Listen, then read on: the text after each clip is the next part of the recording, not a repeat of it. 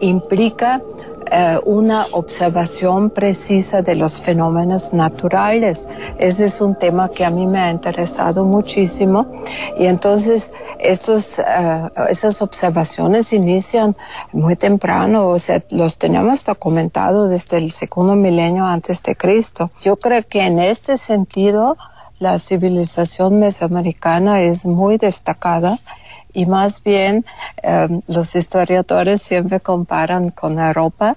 Yo pienso que más bien habría que comparar con la India, con China, con esas antiguas civilizaciones que buscan sobre todo esa integración del hombre en el cosmos. Y dentro de esto, pues ha habido grandes avances en el estudio de la astronomía, que pues era muy importante la observación del Sol, pero también de la Luna, aunque no está tan claramente demostrado cómo se integró dentro del sistema calendárico, pero también se observaba el ciclo de Venus, se conocían los eclipses. Bueno, esto ya es más tarde, ¿no? Esto va a ser a fines del primer milenio antes de Cristo y sobre todo durante el primer milenio ya después de Cristo. Ahora, la otra cosa tan interesante es que estos conocimientos se aplicaban en la arquitectura, en la planeación de los sitios, la orientación de sitios enteros.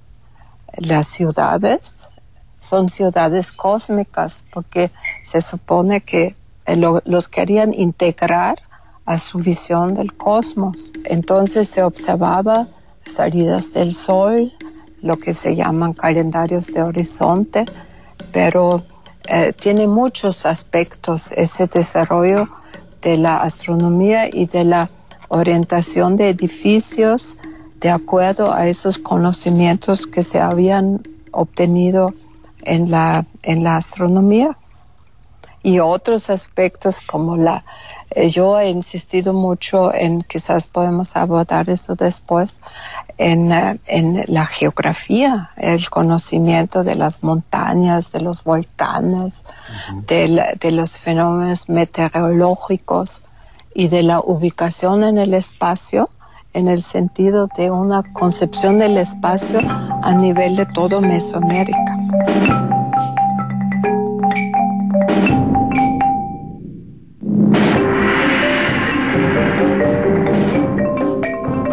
Pablo Escalante, que es profesor e investigador en el Instituto de Investigaciones Estéticas, tiene como una de sus preocupaciones constantes la valoración temprana de la civilización prehispánica como sustento de identidad y originalidad en el mundo prehispánico, pero que se continúa también en la época colonial y llega a nuestros días. ¿Qué nos puedes decir de esta interpretación que tienes, Pablo? Claro. Ojalá me diera tiempo también después de comentar algo sobre lo que mis compañeros han dicho, porque me parece muy interesante, claro, y quisiera hacerlo. Se trata de hacer un diálogo. Si quieres comenzar, ¿cómo no? Para ligar. Claro que sí.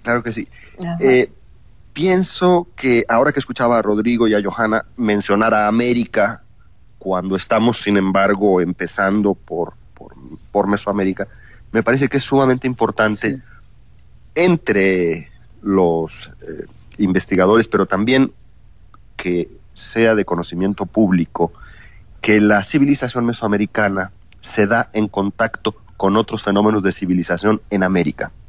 Porque las comparaciones que hacemos con Europa o con Asia, pues son de civilizaciones que no se conocieron. Pero en el caso americano, sí hay un contacto histórico eficiente entre las diferentes regiones. Pueden ubicarse básicamente 3 grandes áreas de civilización en la América prehispánica. La peruana, digamos la andina, la mesoamericana y la del Mississippi. Y las 3 en contacto constante desde una época muy temprana, a través del comercio a pie que permitía vincular estas realidades de civilización distintas. Entonces creo que esto es interesante para contemplar la civilización en América como un hecho que no exactamente como fue el Mediterráneo, que es más dinámico, pero que a la manera de otros casos de la historia mundial produce una relación entre los diferentes desarrollos de civilización que además se benefician mutuamente, porque hay indicios de que la iconografía religiosa mesoamericana tiene que ver con la peruana, que a su vez puede tener que ver con la amazónica. Y entonces ahí hay en Sudamérica, a través de la conexión entre el Amazonas y los Andes, un primer gran desarrollo, por ejemplo, de cosmovisión, que influye sobre Mesoamérica, y a su vez Mesoamérica tiene este nexo con el Mississippi, y así como llega el frijol y el maíz, llega el mito de los gemelos. ¿Acaso frijol y maíz asociados con ese, como soporte alimentario de ese mito de los gemelos? Hay contactos. Pero yo también pienso que plantear ese estudio comparativo como un fenómeno histórico, no tanto como un fenómeno estructural en términos comparativos de todo el mundo, sino estos son civilizaciones con relaciones históricas entre ellos. Por lo tanto, estamos tratando realmente de procesos históricos comparables.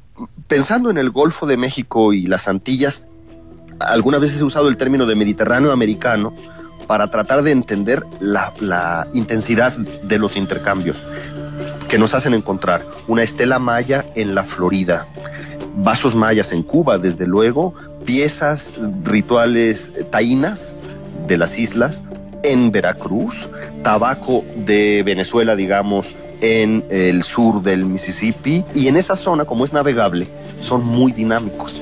Pero es cierto, una cosa es que sean dinámicos los intercambios en canoa por la costa y que vaya una pipa para el sur y el tabaco para el norte, y otra cosa es el tipo de enlace de tradiciones civilizatorias distintas que en el Mediterráneo ocurrió, porque allí son 3 áreas continentales, sus propias historias de civilización y en un proceso de reciclamiento y de comunicación. Es decir, son fenómenos distintos. Yo quería enfatizar, no equiparar, pero enfatizar la importancia de los contactos, del comercio y el hecho de que se conocen entre sí, saben los unos de los otros y unos hasta cierto punto. Mira, estuvieron los españoles en las Antillas 25 años, de 1492 a 1517, sin saber que existía México. Sí. Pero bueno, ahí está también el intercambio de tecnologías. La tecnología del metal, según los estudios, nos viene del sur, Ecuador, Colombia. Del Ecuador, Colombia, de la zona andina. El cobre. El cobre, bueno.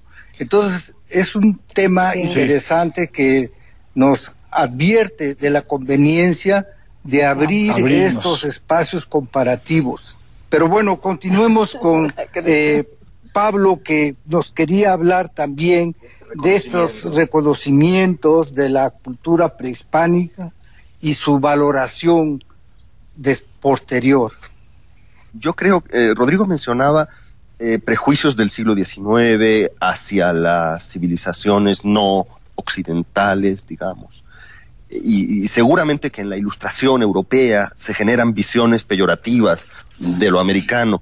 Sin embargo, yo creo que si hacemos un recorrido de las miradas de Occidente hacia Mesoamérica en particular, descubrimos que desde época muy temprana hay una valoración a veces entusiasta, casi siempre detallada en los elementos que destaca, de las culturas indígenas de América como culturas con una aportación importante.